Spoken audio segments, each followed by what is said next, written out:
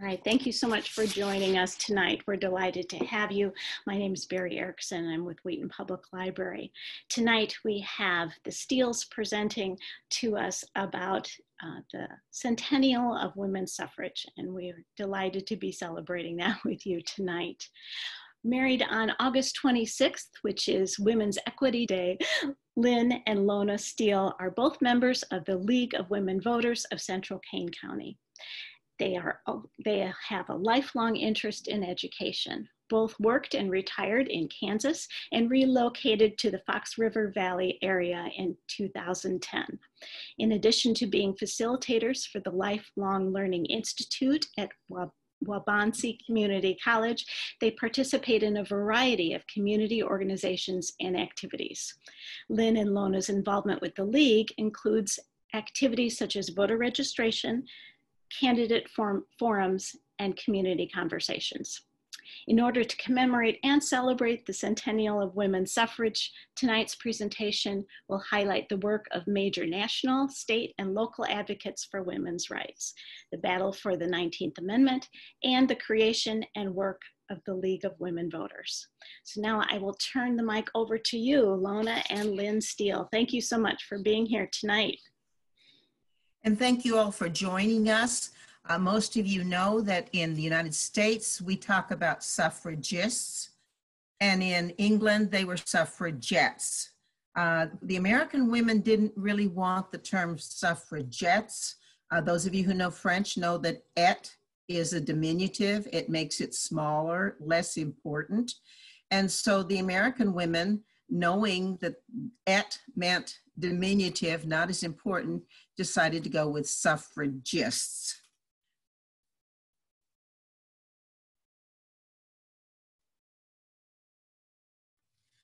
Early in our history as a nation and as a state, women noticed that the Constitution is a gender-neutral document. The word male cannot be found in this document before its appearance in Section 1 of the 14th Amendment in 1868. There was nothing in the original document which directly barred women's suffrage. In fact, even the 19th Amendment doesn't directly mention women. So let's go back into history with emphasis on our state of Illinois and reacquaint ourselves with some of the big names in women's suffrage. Many, if not most, of the women's suffrage leaders were also involved in the anti-slavery and/or temperance movements. Here are 5 of the most influential women in the women's rights and suffrage movement. Born in 1793, Lucretia Mott was a Quaker and fervent anti-slavery voice who became a known proponent for women's suffrage. She and newlywed Elizabeth Cady Stanton met at an anti-slavery convention in England and became friends.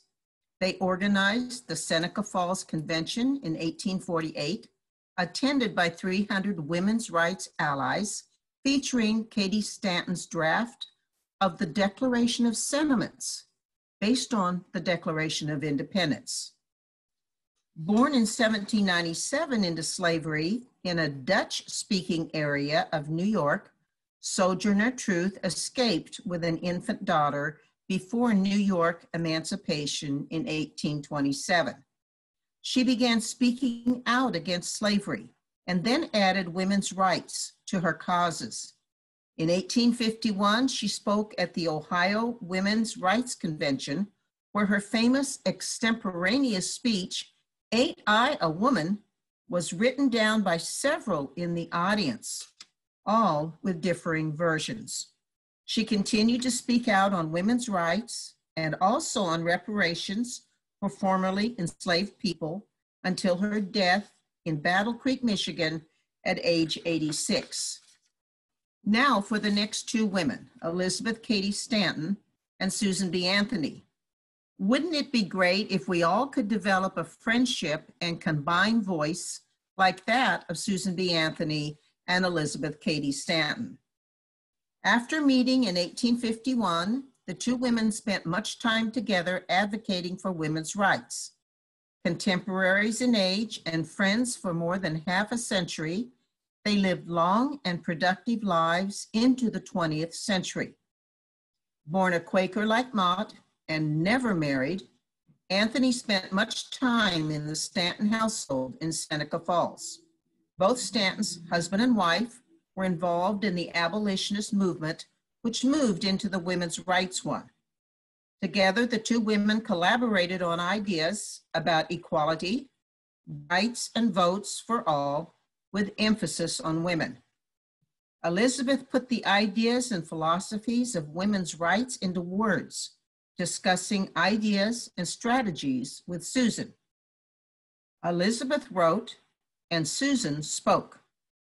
It was Susan who took the ideas out on speaking tours, organizing, managing the contracts and payments, traveling, and speaking. In 1 year alone, she traveled 13,000 miles and gave 170 speeches. She and Elizabeth compiled and wrote most of the 6 volumes of the history of women's suffrage, published after their deaths. Let me give a short side note about this long friendship. The 6th of the Stantons' 7 children, Harriet, wrote a chapter in volume 2 of the history of women's suffrage, telling about the American Woman Suffrage Association of Lucy Stone.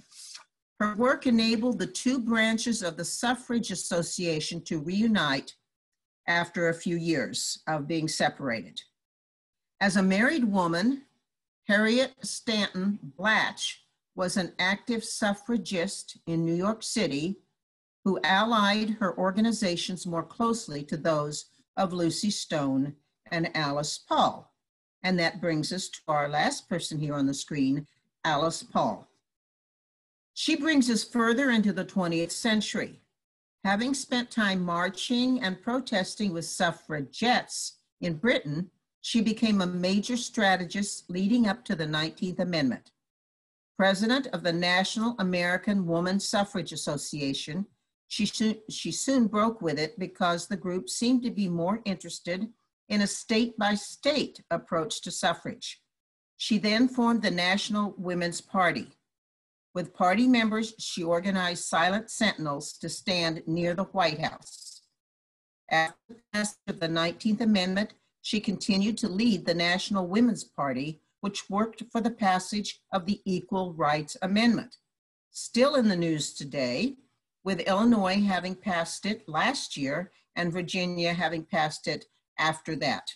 She worked to have women included as a group protected against discrimination by the Civil Rights Act of 1964 before her death in 1977. There are many tributes, large and small, to these leaders. In Seneca Falls, we see a statue of the first meeting of Elizabeth Cady Stanton and Susan B. Anthony. The statue to women's suffrage in the Capitol Rotunda in Washington, D.C. features Stanton, Anthony, and Mott. It was sculpted by Adelaide Johnson, who had made busts of the leaders of women's suffrage for the Women's Building at the Chicago World's Fair in 1893. Donated by the National Women's Party, this statue was unveiled in the Rotunda amid pomp and circumstance in February 1921. Sadly, it was soon moved to the crypt downstairs, finally returning to the Rotunda in 1997. A stamp featuring Stanton, Catt, and Mott was issued in 1948 to commemorate the 100 years of women's suffrage, starting with that 1848 Seneca Falls Convention. Let's take a minute and remember Carrie Chapman Catt. Susan B. Anthony asked her in 1892 to speak to Congress about women's suffrage. She then succeeded Anthony as president of the National American Women Suffrage Association in 1900.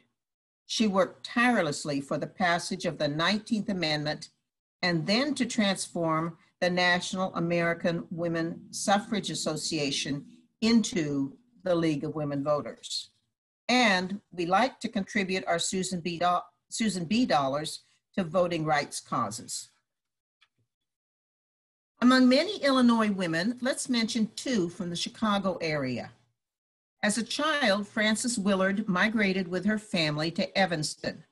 Briefly Dean of Women at Northwestern University, she resigned and focused her time and energies on temperance and women's suffrage.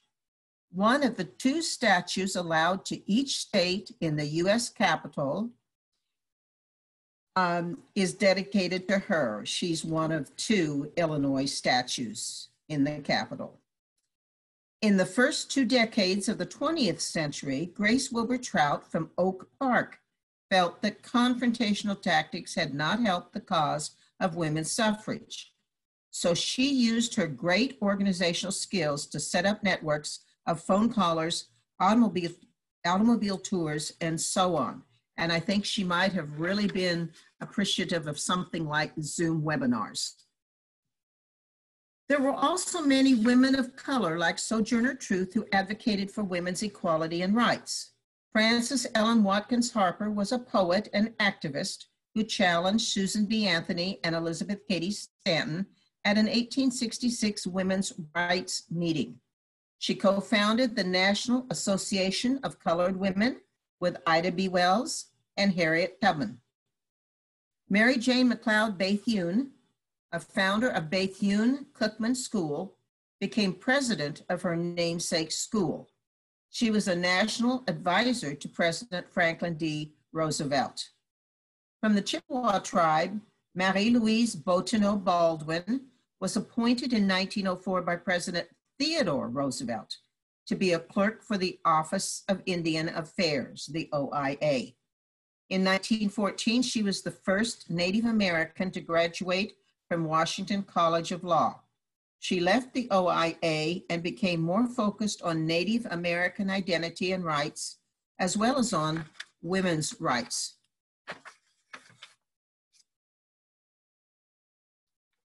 Born in Mississippi into slavery, Ida B. Wells Barnett moved from Memphis to Chicago to work as an investigative journalist and suffrage advocate. With Bell Squire, she formed the Alpha Suffrage Club in Chicago. They wanted to educate African-American women about political process and to encourage them to use the power of the ballot to address issues. Congress Parkway was recently changed to the Ida B. Wells Drive.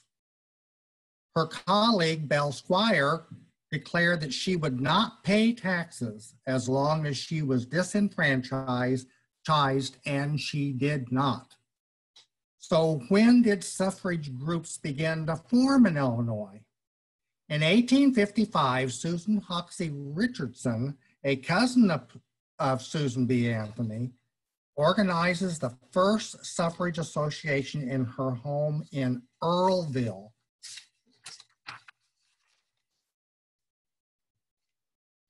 In 1869, Susan B. Anthony and Elizabeth Cady Stanton speak at the first Midwest suffrage meeting in Chicago, organized by Mary Livermore. Although editorials scoff at the quote, suffragist, other suffrage conventions meet in the state. Mary is elected president of the Illinois Woman Suffrage Association and begins a newsletter called The Agitator. Chapters spring up in Aurora, Plano, Yorkville, Sandwich, and elsewhere. Later in 1869, legislation is enacted to protect married women's property and financial accounts in Illinois. After the suffrage meeting in Chicago, Susan B. Anthony and Elizabeth Cady Stanton come to Batavia to give lectures for the Laconian Literary Society. Anthony stays in Illinois for several months, giving speeches and engaging in debates about women's rights far and wide. During this time, she begins to formulate a plan to vote in the general election. So on her return to New York, she and 14 other women demand to be given ballots in the 1872 election, citing the 14th Amendment, which in Section 1 states, quote, No state shall make or enforce any law which shall abridge the privileges or immunities of citizens of the United States, unquote. She is arrested, and at the trial, the judge does not allow her to speak and asks the jury members to find her guilty, which they do. She then is allowed to speak and tells of the outrage of denying women to vote. She is fined $100, which she refuses to pay. But the judge shrewdly does not insist that she be sent to jail. If he had, she could have taken the outcome to the Supreme Court. The other women are arrested but not brought to trial. Later, her vote is widely seen as the first vote by an American woman, and that is why the 19th Amendment is often called the Susan B. Anthony Amendment. It's also in 1869 that the national suffrage movement is divided into two separate groups because of the inclusion of the word male in the 14th Amendment. The National Woman Suffrage Association is led by Stanton and Anthony, and the American Woman Suffrage Association led by Lucy Stone. 1869 is the same year that the Wyoming Territory is the first to allow women to vote. In 1873, a state of Illinois statute is passed recognizing the eligibility of women to serve as school officials, though they still can't vote in school elections until 1891. At that time, using a separate ballot and ballot box. In 1879, Francis Willard presents a petition containing 180,000 signatures to the Illinois legislature asking for home protection ballot on which women would be eligible to vote on certain issues. The measure is strongly supported by the Women's Christian Temperance Union, of which Willard is the head. This measure is defeated. Note that the memo says HP for home protection.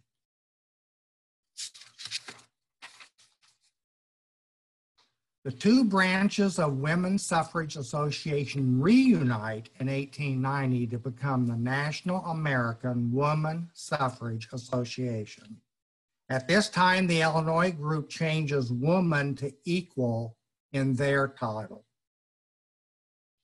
During the period of beginning women's clubs, which were increasing in number and strength, many influential women began speaking out and working for betterment of their communities. This involvement and networking with other women lead naturally to the interest in women's rights and women's suffrage. Most of the women's clubs are part of the Federation of Women's Clubs. On April 6, 1891, Ellen Annette Martin and 14 other prominent women in Lombard, Illinois, go into a polling place in a general store and demand to be given ballots to vote in the municipal election. The wording of the special charter of Lombard stated, quote, all citizens of said state of Illinois above the age of 21 years who shall have been actual residents of said town of Lombard 90 days preceding any election held under the provisions of this act shall be entitled to vote at any such election, unquote. It is reported that the three judges at the polling place are amazed at that point, so amazed that, quote, Mr. Marquard was taken with a spasm, Reber leaned stiff against the wall, and Vance fell backwards into a flour barrel, unquote. A county judge eventually proclaims the legitimacy of the votes cast by these women, and they are tabulated with Ellen's name first on the list, thus making her the first woman to vote in Illinois in a general election. Ellen and her law partner, Mary F. Perry, have a successful law practice in Chicago, to which she commutes from Lombard. She works for women's suffrage, was a member of the Chicago Women's Club, which morphs into the Chicago Political Equality League in 1894. As a board member, she meets Susan B. Anthony. Interestingly, she moves to Jamestown, New York, close to where Anthony lives. She dies and is buried there with her memory kept alive by women voters. In 2008, Lombard declared April 6th to be Ellen Martin Day.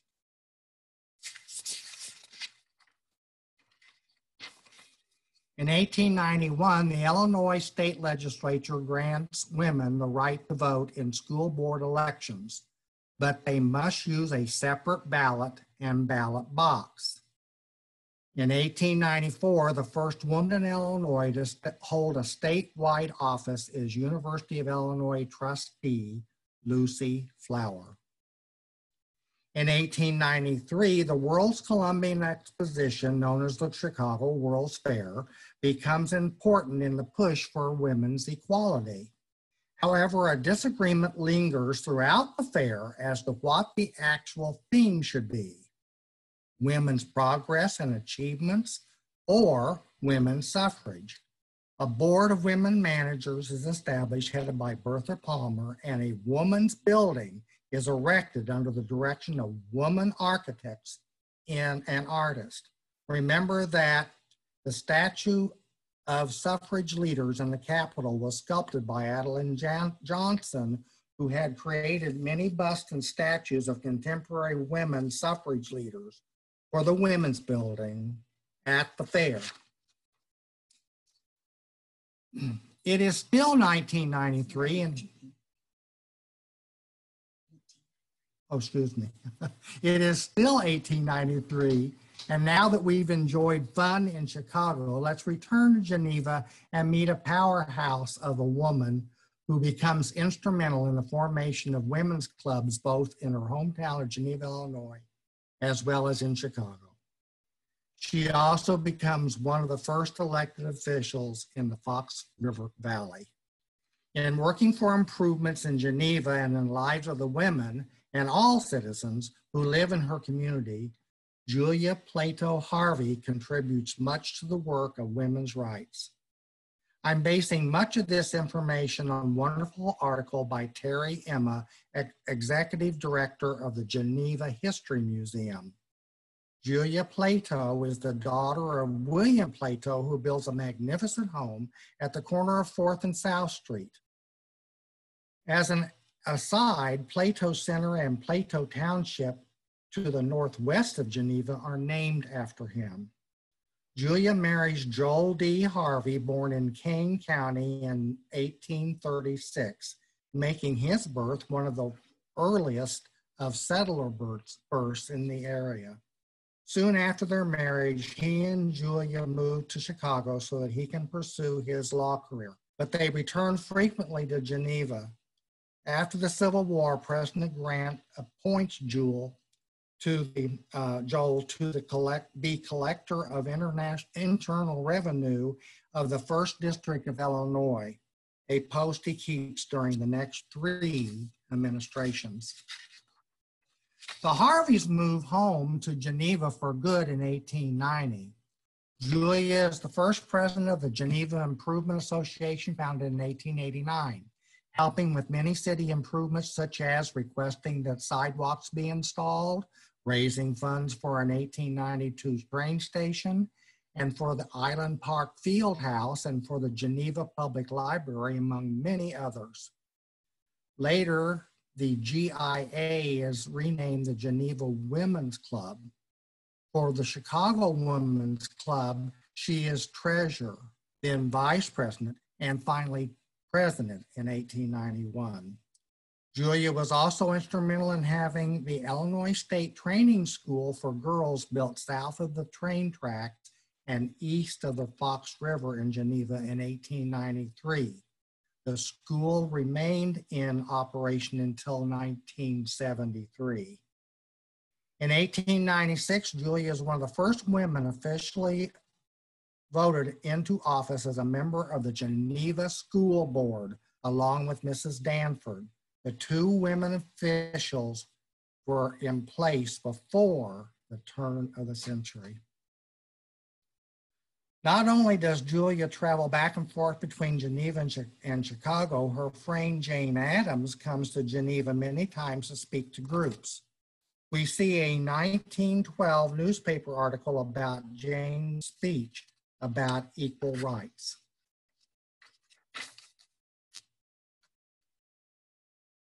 Back in 1894, the Chicago Women's Clubs formed in the Chicago Political Equality League. And in 1910, Grace Wilbur Trout is elected president of Chicago Political Equality League with Jane Addams of Hull House as vice president. With automobiles, the new transportation mode, through her networks of women's groups, she advertises and organizes a 5-day, 16-town automobile tour during which women display their Votes for Women banners and discuss suffrage issues, often standing in the automobile to speak. The tour is highlighted by the Chicago Tribune and many local newspapers. In Geneva, she is a guest of Mrs. Harriet Gridley. In 1912, Grace Wilbur Trout is elected president of the Illinois Equal Suffrage Association. This same year, a mass suffrage meeting was held in Chicago. Before we arrive at the momentous suffrage events happening in 1913, let's look at where the states have already granted all or partial suffrage to women. The Western states are ahead of the rest of the country.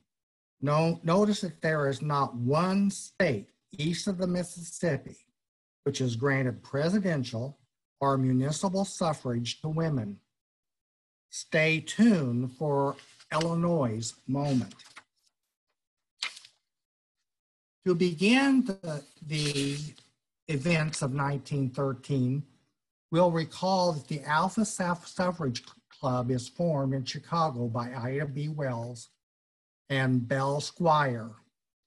In early March 1913, Illinois sends a large delegation to the Women's Suffrage Procession in Washington, D.C., organized by the National Woman Suffrage Association under the leadership of Alice Paul and Lucy Stone. On the day before Woodrow Wilson's inauguration, the marchers are to move down Pennsylvania Avenue with Grace Wilbur Trout and Ida B. Wells Barnett as part of the Illinois contingents. To appease Southern states, Black suffragists are asked to march at the end of the procession, but Wells Barnett insists on marching with the other Illinois delegates. Other marchers are Marie Louise Bateau Baldwin and Mary Jane McLeod Bethune.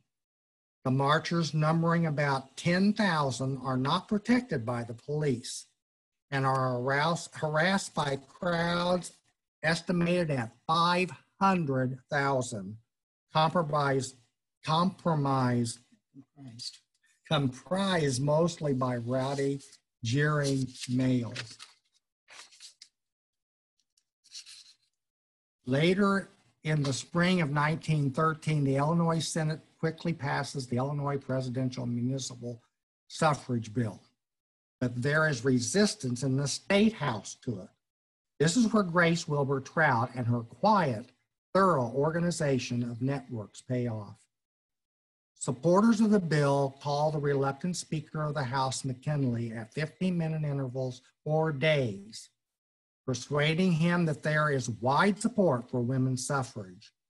Others in the network keep track of where the representatives are to be sure that they are in the chamber for the vote. The bill passes and is signed by Governor Edward Doon, and Grace Wilbur Trout is in attendance. This law grants women in Illinois a partial vote, allowing them to vote for presidential and local elections, but not for state or national legislators. Illinois is the first state east of the Mississippi River to grant partial suffrage to women. Women's votes are soon challenged. In 1914, on a ballot in Batavia, is the question about becoming an anti-saloon territory. 75% of the women, but only 39% of the men vote yes. The combined yes votes win. 11 men file a suit in Kane County Court asking that the women votes be thrown out because the legislation passed in 1913 did not specifically mention the right to vote on questions such as this. The city and eventually the courts ruled that the vote was legal and the saloons remain closed. A similar situation occurs in Elgin. Also in 1914, dressed in white, Grace Wilbur Trout parades along South Michigan Avenue in Chicago in a group of 15,000 supporters of women's suffrage, including the mayor of Chicago and the governor of Illinois. This parade is organized to demonstrate the commitment to women's vote and to counter the growing voices denouncing women's suffrage. In 1916, the Republican National Convention is held in Chicago, and 5,000 women take to the streets in a heavy rainstorm to demand the addition of a suffrage plank to the party platform. Mrs. Clara Farson leads a group of St. Charles women to this rainy day parade.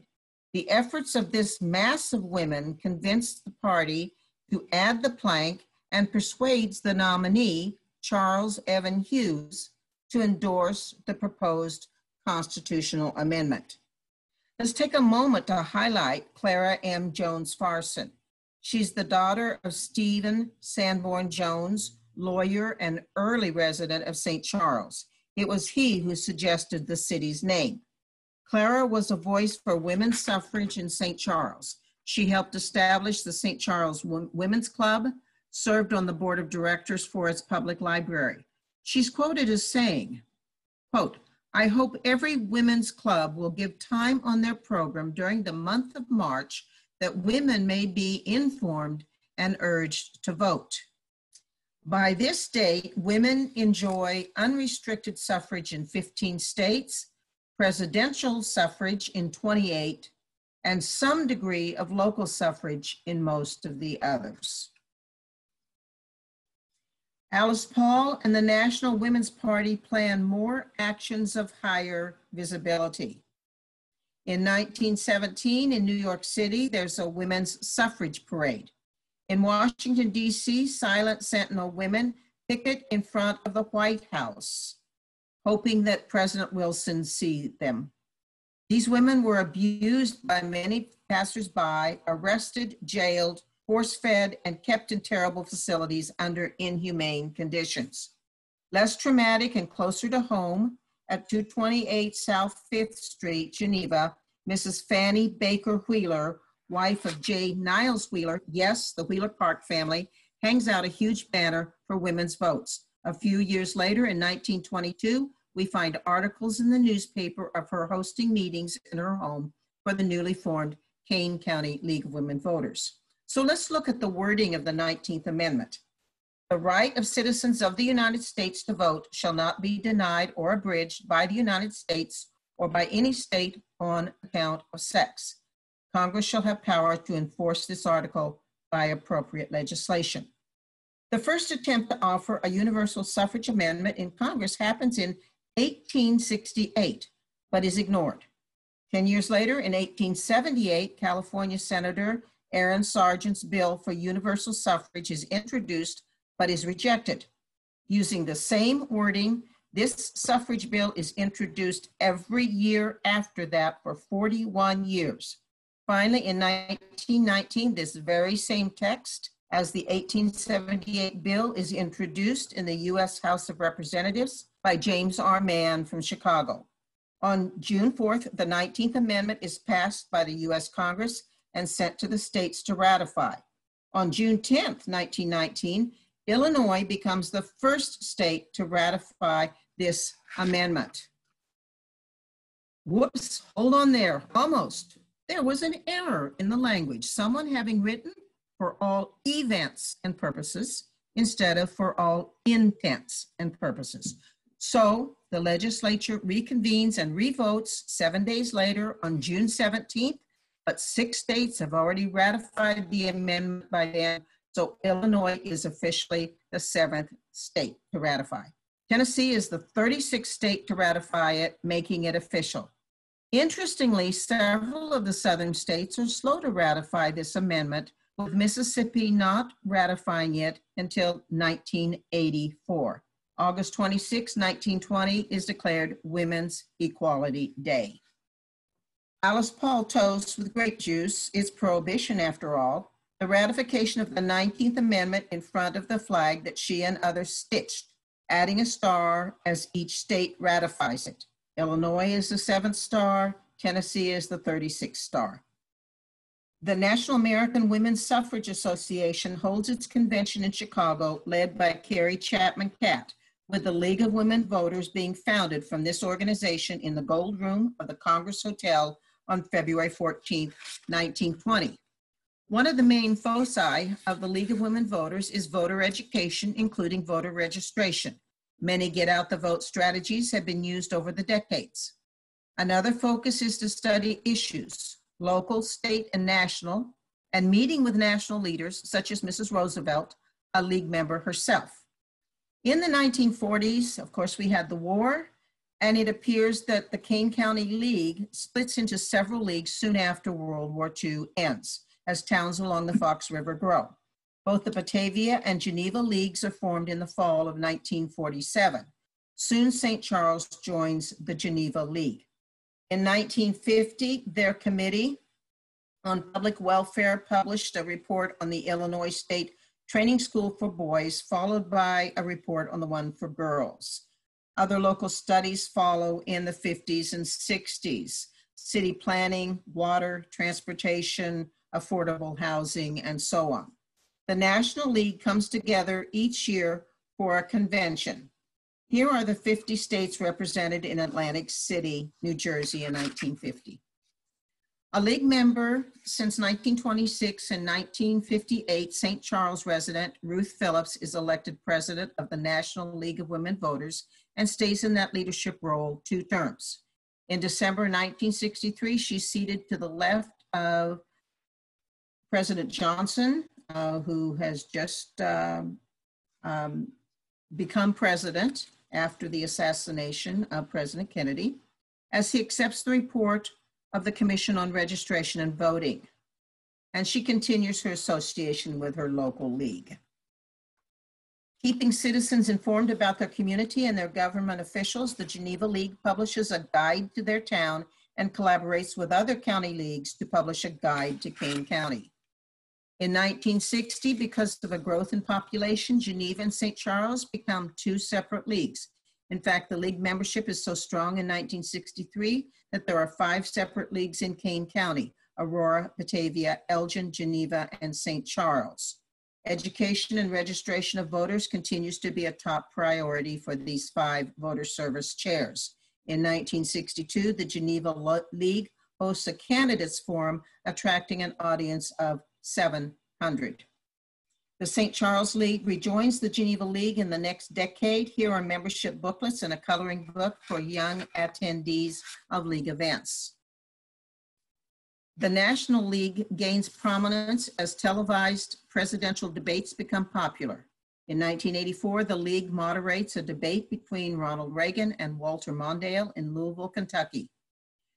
The League continues to discuss issues with many important leaders. In 1990, National League President Kane spends time with former U.S. Congresswoman Barbara Jordan from Texas.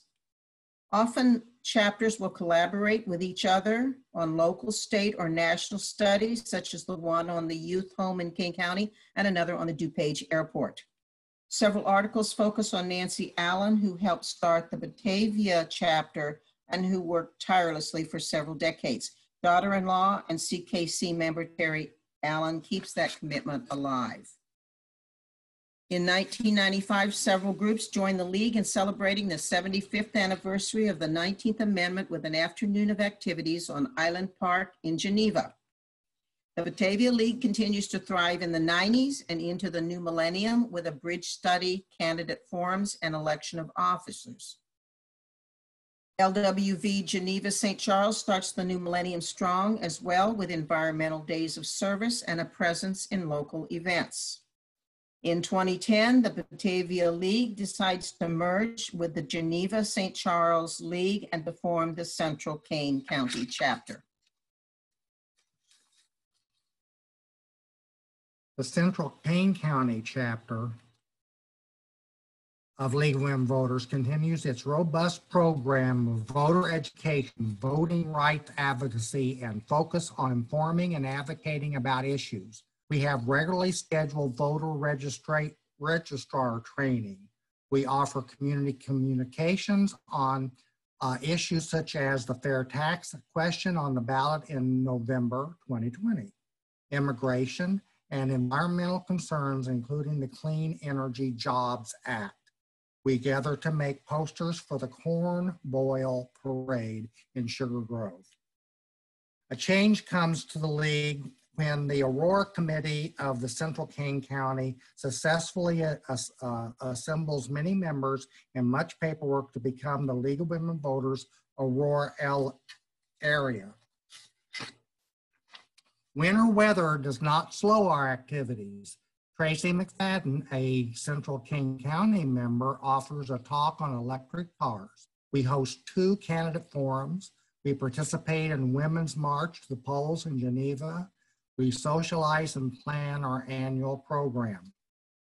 CKC members attend a city council meeting in Batavia, in St. Charles and Geneva, and St. Charles and in Geneva to hear the mayor of each city proclaim February 14th, 2020 as the day of League of Women Voters' 100th anniversary.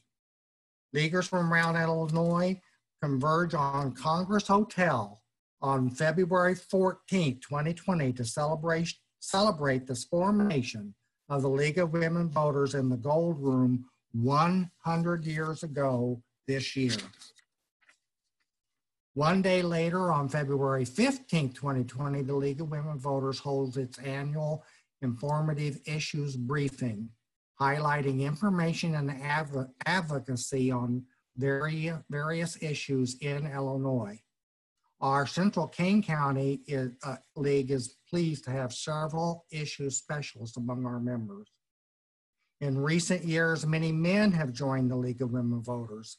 In fact, men make up about 1/8 of the Central Kane County chapter membership, of which I am also a member. And that concludes our presentation. We hope that you have some questions for us, and we'll be very happy to answer them. Great, thank you. If you want to go ahead and stop your screen share, then we will be able to take a look at our Q&A. The first question is, what training did the Geneva Training School provide? The one that was mentioned early in the presentation. It was called a training school, and of course it was more the case that it was for runaway girls, recalcitrant, hard to manage girls. And so obviously the domestic skills, they wanted to train these girls so they could go back out and help others. So they trained them in various kinds of domestic arts. But then of course that moved on into other things as the school developed. And as we said, it didn't close until 1973. There's nothing left today of the school. There's a wonderful suburban housing area built there now. Okay, great, thank you. And next question is, what prompted the inclusion of men in the League of Women Voters? Well, people thought that, you know, it's nice to talk about women, but, you know, men are part of it too. If we're going to be equal, it's important. And so I asked several years ago, because Lynn wanted to join, I said, why can't we change our name? And they said, we have to remain the League of Women Voters.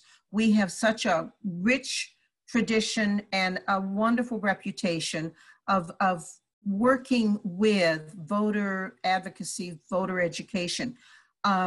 So if we drop our name, somebody else can pick that name up and run with it and run with the tradition, but do whatever else they want to do. So we have to keep the name, but you know, the word men is in there. You just take the W-O away. And so the word men is there. So Lynn wanted to work with voter registration, and here in Illinois, you have to belong to a group to be able to do voter registration. And so he decided this group looked pretty good for him too. That's great. That's great. And again, just a reminder, if any of our participants have any questions, to go ahead and put those in the Q&A. If I can just offer one myself as you were presenting, I was wondering, is there any particular reason why the suffrage movement suffrage was granted in certain areas, like with schools, or there was a limited suffrage here and there, and why it developed that way rather than giving them suffrage over in all elections? I don't know if you understand my... Right. We understand. Now, the case was it started in the West. Almost everything in the United States has started in the East and moved to the West. Here it started in the West and moved to the East because honestly, women, they realized that women made up half of the population. You know, other states didn't quite recognize that women were half. And so they needed those women's votes.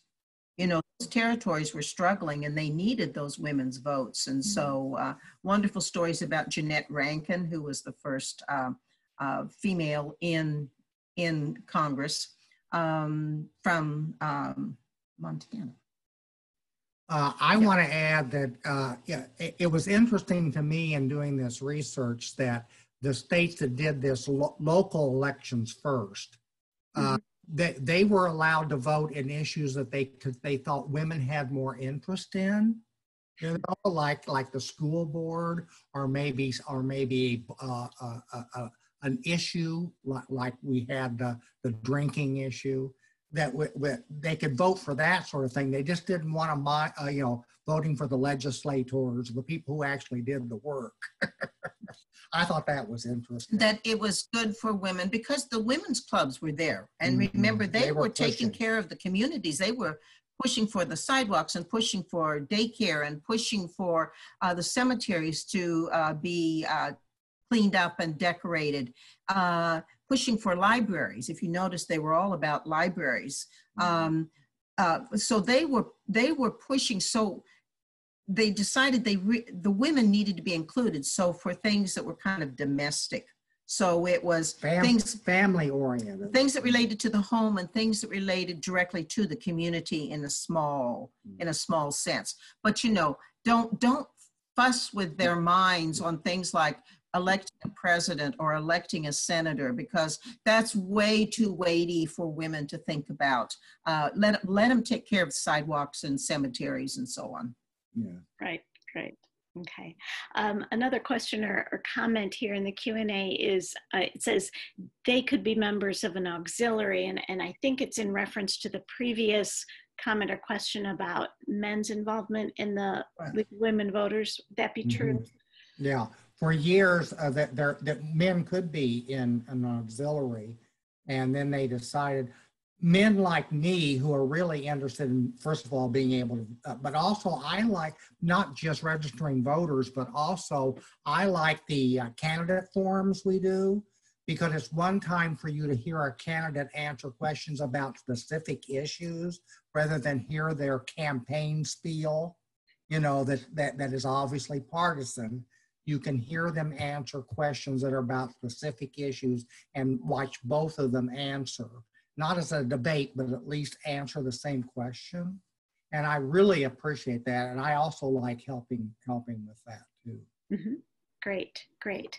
Another question here is, what can I do individually to promote our 100th anniversary and also encourage women to vote?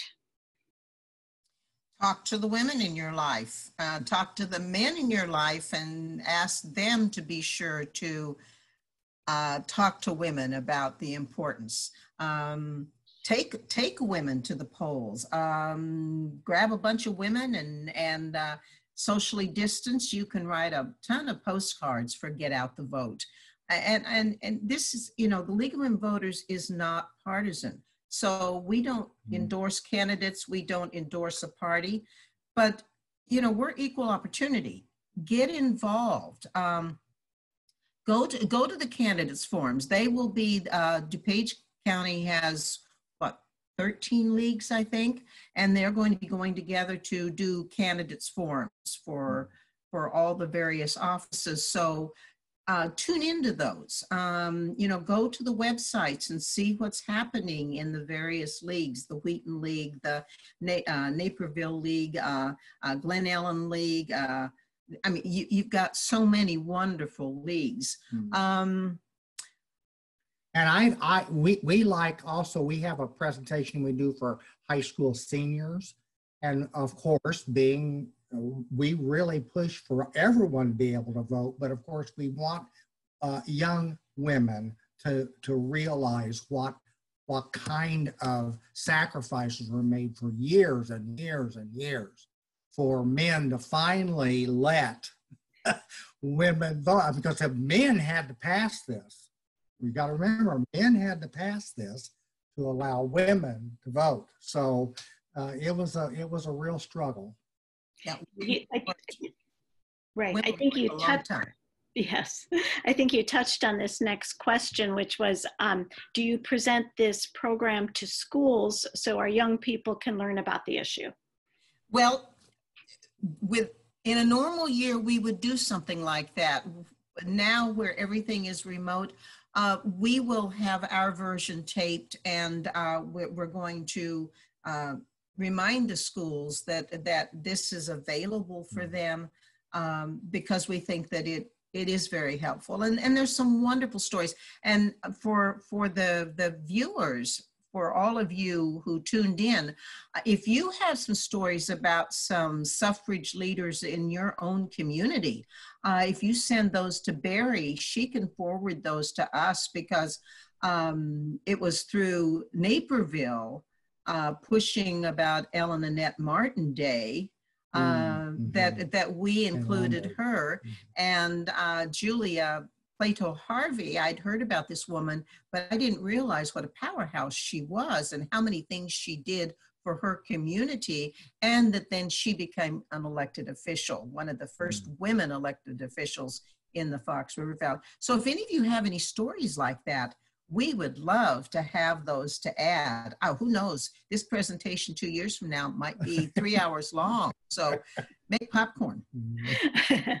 Right, right. And we want to capture those stories before they disappear. Right, absolutely. Right. Another question came in. I'm in the south suburbs of Chicago. Is there anything around here or downtown that I'm assuming to get involved with? Is there a League of Women Voters? Are they active in this? There are so many leagues in Illinois. Again, the League of Women Voters was established in Chicago. Right. And that's so important that people understood how important politics were. And by politics, I don't mean partisan. I mean politics is the study of issues and working with issues. And the League does that. We take a lot of time to study something. What I suggest you do is to go into your area and look for League of Women Voter from your area. And we all have websites. You can go to LWVIL. Illinois. And that's League of Women Voters Illinois, and it will list. So you can use the LWVIL. I'll also put in a plug. There is an Illinois Voters Guide that for some of you, that will be up and running probably about mid-September with information on all of the candidates. And they try to break it down for regions and so on. So the League has a wealth of information. Just go to your own community and see if one exists in your community. In our case, we're Central Kane County. There's a Elgin League to the north and Aurora League to the south. So we're called Central Kane County. So there may be a consortium league like that, but you'll find something. And go to the Congress Hotel and walk right inside the front door and look at that plaque that says League of Women Voters, formed here. It's just fun to go to the Congress Hotel and see that. Absolutely. Another question is specific to voters specific to voter forums. It can be difficult to find information about judges running for election. I haven't noticed the League holding forums for elected judicial officials. Is this a possibility? We've discussed that. So the leaders of Kane County and the leaders of DuPage County have a meeting of the presidents once a month. And we've talked about the judges because we think the judges are very, very important. If we don't find a forum, and I think that Naperville was talking about trying to figure out a forum with judges. I'm not completely sure on that, but I know that DuPage County was very, very concerned about that. The Illinois Voters Guide should have information on the judges. So when that comes out, probably mid-September, there should be. Yeah, it would be on there. It's been harder to get them arranged for a forum in the past, but there's always the information where they respond to a set of questions and then it's published on that website. Okay, great. Okay, I think that might be the end of our questions. Someone in the chat recommended also look for League of Women Voters on social media. For instance, League of Women Voters posts regularly on Facebook. Yeah. Right. We do. Go to Facebook. You know, our chapter. That's one of our ways of communicating to folks is through the Facebook and whatever. I don't know that we. And then the Facebook has links to all these other. Right. Yes. And all the leagues are very, very active. I know that in Wheaton, we have our living room conversations following a program that's coming up from our DuPage County clerk that's going to be talking about how to actually vote, the logistics of it. In September, they're going to be doing a drive for registrations in the library parking lot, as a matter of fact. We're just in the process of setting that up. So lots of different ways to get involved. Naperville was putting these votes for women sashes on their statues. That was one of their things for visibility. That was one of their things, especially with the virus. There wasn't anything we could do in big groups and recreate some of the marches and stuff. So they were putting them on statues. I thought that was kind of clever. Yeah. So, you know, the leagues have done some really amazing things. That's right. Naperville has also done birthday boxes for students. And what it is the students have to say that, yes, I would like this birthday box. And what it is just a box filled with information about voting. You know, it's a copy of the Constitution, and it's just information about voting in DuPage County. How to register and where to go and all that. Right. You know, because it's a privilege that, the rite of passage. Excellent. Excellent. All right. Well, thank you so much. Thanks for coming in. So thank you so much for your time and all of the effort that went into putting this together. We really appreciate it. And thank you to all who attended tonight. Thank you for spending time with us and learning about this. Again, voting is such a privilege, and many fought so very, very hard in order to secure it. So thank you so much for being here tonight. Take care, and everybody stay safe. Good night.